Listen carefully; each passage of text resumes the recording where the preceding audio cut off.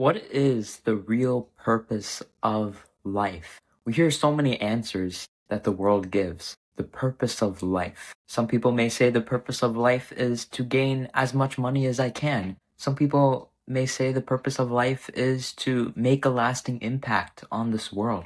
But what if I told you that the Bible gives us the answer to what the purpose of life is? Why are we living here?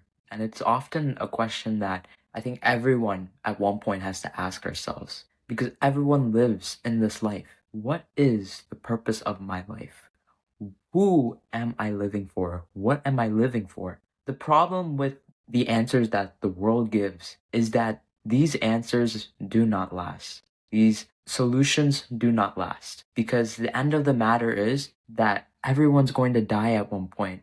And so everything that you have built up, it's going to be gone one day. But when you fix your eyes on God, that is something everlasting, something that lasts forever and not just temporary.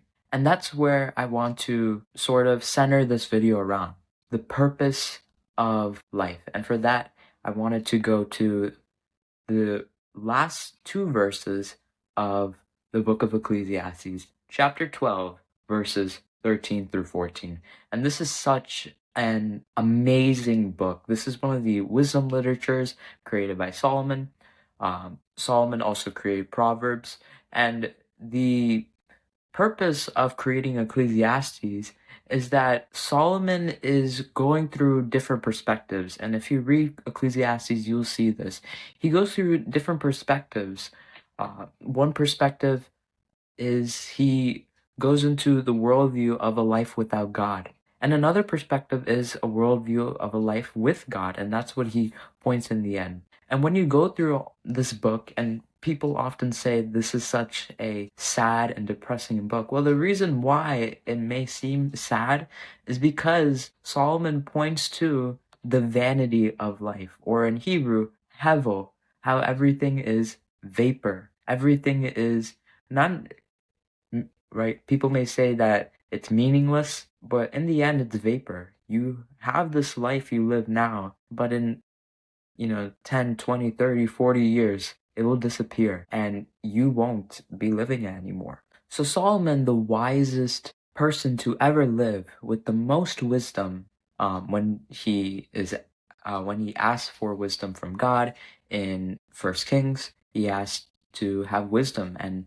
God makes him the wisest man. So this is the wisest man speaking, and he speaks on a book to sort of deconstruct atheism, deconstruct the way that atheism works, and show why atheism can't work in this life.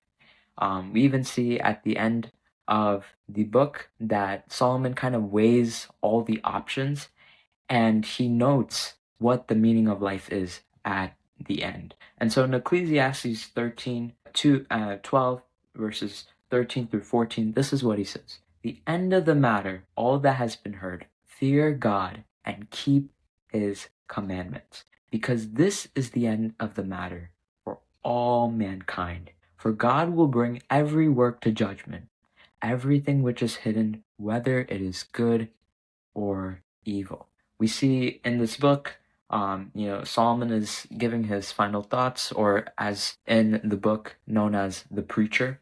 And the preacher teaches the people, and the preacher is leaving some lasting words for us to have. The words of the wise man, it should be well driven like nails, right? So the teachings that the preacher has given us should be firmly on our hearts. And he leaves off, I love how the book ends with this, the end of the matter, right? This is the real purpose. All that has been heard. Fear God and keep his commandments. What does that mean? What does it mean to fear God? How do we apply that in our lives? Well, if you look at it, first glance, you may think, oh, being afraid or scared of God. But when you read in context, you realize that fearing God actually means having a reverence for God, a respect for God, a desire to worship God. And so we see in our lives that God has given us so many gifts, the gift of this life, the gift of certain talents you may have in your life. But the problem we see today is that people don't use the talents that they have been given for the glory of God. They use the talents that they have been given, whether if it's working hard or being super smart at something, they use it for themselves and for their own selfish ambition.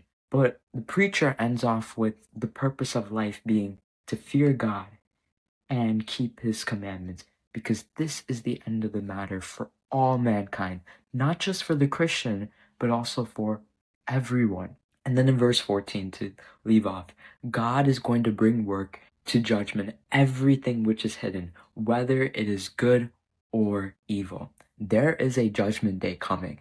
And so the things that people do in this world, the evil, so much evil happens in this world. You have shootings, school shootings, persecuted Christians around the world. So many bad things happen, but God is keeping a record of that. And so it's not like evil is just happening and there's nothing going to happen to those who do that. No, there is a judgment day happening. And whether you think or not that the works you are doing or the evil things that you and I may do is being hidden, it's actually not. It's going to be revealed one day, and that is Judgment Day.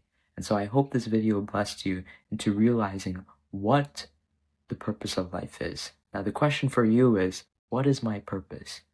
What talents has God given me, and how can I use that to glorify God? How can I fear God and obey his commandments daily in my life? And I hope as you read more into the scriptures, you will find that answer for yourself. Take care and God bless.